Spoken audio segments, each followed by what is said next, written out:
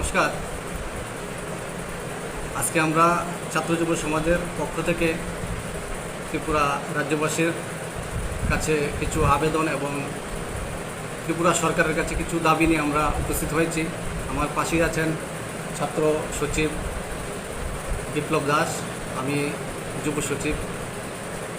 তো আমরা মূলত আজকে যে কথাগুলো আপনাদের কাছে তুলে ধরতে এসেছি সে বিষয়টা হচ্ছে আগামী 23শে অক্টোবর ত্রিপুরার একজন বিধায়ক মাননীয় রঞ্জিত দেববর্মা উনি সিভিল সোসাইটির নাম দিয়ে বন্ধ ডেকেছেন।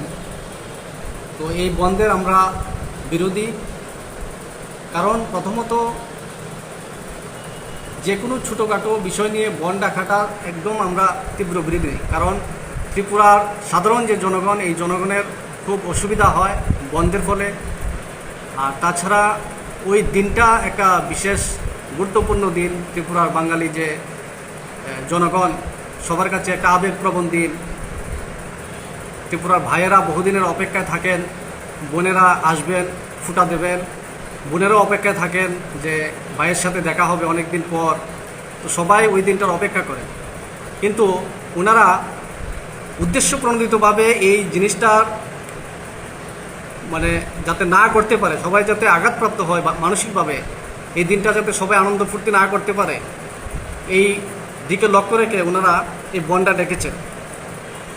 কারণ ওনারা একটা জিনিস খেয়াল করেছেন যে ত্রিপুরার যে বাঙালি জনগণ ওনারা এই অনুষ্ঠানটা কীভাবে পালন করেন, যে বোনেরা ভাইয়ের দীর্ঘায়ু কামনা করেন এবং ভাইয়েরা বোনকে যে কোনোভাবে রক্ষা করার বা সহযোগিতা করার প্রতিজ্ঞা নেন।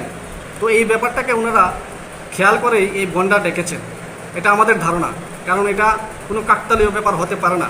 যে কোনো ক্যালেন্ডার যদি ওনারা ফলো করেন তাহলে ওই দিনটা ওনাদের নজরে আসতো, এবং ওনারা এই ব্যাপারটা নজরে নিয়েই ওনারা উদ্দেশ্যমূলকভাবে এই কাজটা করেছেন। এই জন্য আমরা ত্রিপুরা রাজ্যবাসীর কাছে সবার কাছে অনুরোধ করব যে আপনারা এই আনন্দ উৎসবের দিন আনন্দ উৎসব করবেন, সবাই দোকানপাট খোলা রাখবেন, গাড়ি ঘোড়া চালু রাখবেন, বনকে মানবেন না। কারণ এই বন্ধের যে বিষয়গুলা, এই বিষয়গুলা অযৌক্তিক, এগুলো আমরা সমর্থন করি না।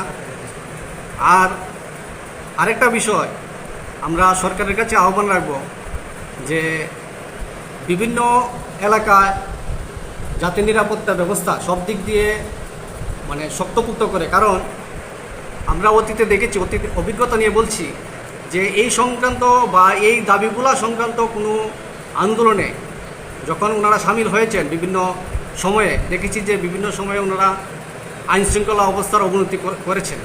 তো রাজ্য সরকারের কাছে আহ্বান রাখবো যে বিভিন্ন এলাকায় বিশেষ করে টিএসআর বাহিনী যাতে মোতায়েন করে, কারণ টিএসআর বাহিনী বরাবরই এই ব্যাপারগুলা হ্যান্ডেল করতে আমরা দেখেছি সক্রিয় ভূমিকা নিয়েছেন। এই জন্য আমরা রাজ্য সরকারের কাছে আহ্বান করব যে ওনারা যাতে সক্রিয় হন, প্রশাসনকে সক্রিয় রাখেন, আইন শৃঙ্খলা যাতে কোনো রকম অবনতি না হয়। আর যদি কোনো রকম আইন শৃঙ্খলার অবনতি হয় তাহলে এটার দায়ভার সরকারকেও নিতে হবে। কারণ সরকারের যে সহযোগী দল, ওই দলের একজন বিধায়ক, ওনার নেতৃত্বে বনটা। তো যদি কোনো রকম আইন শৃঙ্খলার অবনতি হয় তাহলে এই দায়টা সরকারকেও নিতে হবে। সবশেষে আমরা আবার আহ্বান রাখবো শান্তিপূর্ণভাবে সবাই সতর্ক থাকবেন, বনকে স্বতঃস্ফূর্তভাবে আপনারা ডিনাই করুন। সবার কাছে আহ্বান, এতটুকুই। নমস্কার।